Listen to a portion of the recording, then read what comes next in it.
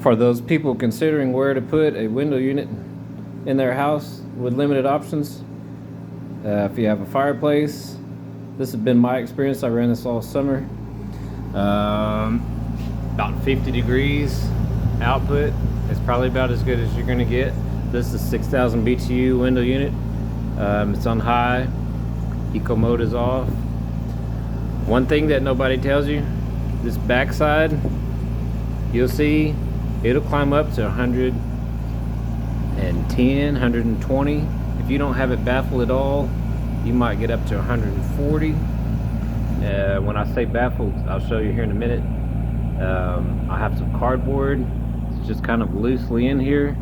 It goes around the very back side, and so the idea being you pull some of your own cool air in through any things that's not sealed, and then of course hot air rises. You kind of just suggest to that hot air that it goes up the chimney. You don't want to create a lot of suction, because then you'll be pulling outside air into your house. You know, here in Texas it'll be 100 degrees. Last summer was really rough. I don't know if we had, I want to say we had 13 consecutive 100-degree days, and that gets pretty rough. So this is running off of solar. You can see the backside, it's hanging around 108 degrees or so. It'll get up to 110, maybe 120. You let it run hours and hours, which I do.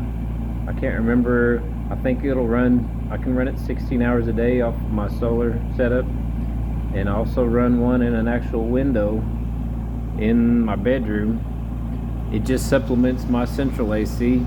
Probably saves me in the summer maybe $50-$60 a month. One thing nobody tells you this, you know, if you don't baffle this, if you don't do anything else to it, you get up here to 140, and then you probably trip a thermal switch in this compressor. It'll get too hot, and you're also using, when you're up here in 140 degrees, it'll be pulling 800 watts or so. Really, somewhere around 600 watts, this 6,000 BTU unit ought to run. If it's a cool day outside, you might be doing 550 watts. So here at 120, I'm probably doing 600, maybe 650. So let me show you in the back here. You can see I just have kind of just suggestions here. Which this one fell off. I'm about to break my wife's decorations.